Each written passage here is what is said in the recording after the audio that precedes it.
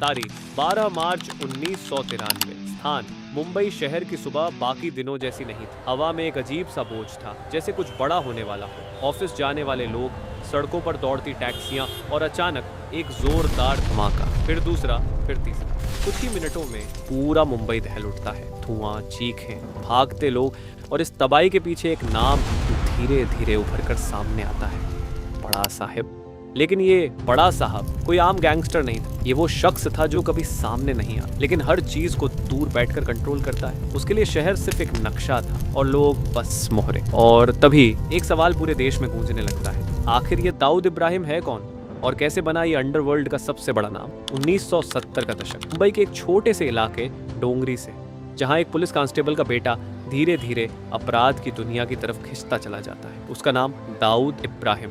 बचपन में कोई नहीं सोच सकता था कि यही लड़का आगे चलकर इंटरनेशनल क्राइम सिंडिकेट खड़ा करेगा। शुरुआत छोटी मोटी चोरी से होती है, फिर स्मगलिंग, फिर गैंग वॉर। 1980 के दशक तक दाऊद अपने भाई अनीस और करीबी लोगों के साथ मिलकर डी कंपनी खड़ी करता है। ये सिर्फ एक गैंग नहीं, ये एक पूरा नेटवर्क था जिसमें पैसा, हथियार और पॉलिटिकल कनेक्शन सब शामिल। और यहीं से शुरू होता है असली खेल, जहां कानून और अपराध के बीच की लाइन धुंधली पड़ने लगती है।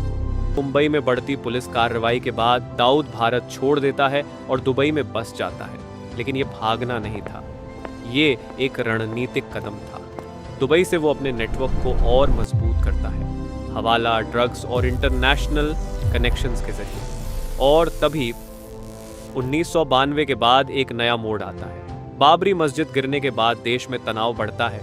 इसी माहौल का फायदा उठाकर दाऊद और उसके नेटवर्क के कुछ लोग एक खतरनाक प्लान बनाते हैं। ये सिर्फ बदला नहीं था, ये एक संदेश था, और इस मिशन का नाम था मुंबई ब्लास्ट। इस ऑपरेशन के पीछे सिर्फ लोकल गैंग नहीं था, बल्कि एक इंटरनेशनल नेटवर्क जुड़ा हुआ था। जांच में सामने आता है कि कुछ लोगों को पाकिस्तान में ट्रेनिंग दी गई थी, हथियार चलाने की, बम बनाने की। आरडीएक्स जैसे हाई एक्सप्लोजिव का इस्तेमाल पहली बार भारत में इतने बड़े स्तर पर किया गया। दाऊद खुद कभी सामने नहीं आता, लेकिन हर कदम पर उसकी छाया होती। लॉजिस्टिक्स, फंडिंग, टारगेट्स, सब कुछ पहले से प्लान किया गया था। और यहीं से ये साफ हो जाता है कि बड़ा साहब अब सिर्फ एक गैंगस्टर नहीं रहा, बल्कि एक ग्लोबल ऑपरेटर बन चुका है। भारत और अंतरराष्ट्रीय एजेंसियां ब्लास्ट के बाद भारत की एजेंसियां तुरंत हरकत में आती हैं। कई आरोपी पकड़े जाते हैं, नेटवर्क का बड़ा हिस्सा सामने आता है। लेकिन दाऊद हमेशा एक कदम आगे रहता है।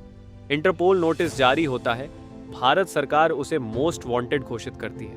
रिपोर्ट्स के मुताबिक वो पाकिस्तान में शिफ्ट हो जाता है, जहां उसे सुरक्षा मिलती है। लेकिन ये बात कभी आधिकारिक रूप से स्वीकार नहीं की जाती। और यहीं से शुरू होता है एक लंबा पीछा, जहां एक आदमी पूरी दुनिया की एजेंसियों को चकमा देता रहता है। समय के साथ दाऊद का नेटवर्क और फैलता जाता है, लेकिन साथ ही उस पर दबाव भी बढ़ता जाता है। अमेरिका उसे ग्लोबल टेररिस्ट घोषित करता है और उसके फाइनेंशियल नेटवर्क को तोड़ने की कोशिश की जाती है। भारत कई बार उसकी प्रत्यर्पण की मांग करता है, लेकिन हर बार कोई न कोई रुकावट आ जाती है। इंटेलिजेंस इनपुट्स आते रहते हैं, कभी कराची, कभी दुबई, लेकिन जमीन पर कोई अंतिम कार्रवाई संभव नहीं हो पाती। और इसी बीच बड़ा साहब एक साए की तरह बन जाता है, जो दिखाई नहीं देता लेकिन हर जगह मौजूद रहता। आज भी दाऊद इब्राहिम का नाम अंडरवर्ल्ड और आतंक की दुनिया में एक प्रतीक बना हुआ है। एक ऐसा नाम जो डर, ताकत और रहस्य का मिश्रण है। लेकिन समय के साथ उसकी ताकत कम हुई है, ये आज भी एक बड़ा सवाल बना हुआ है।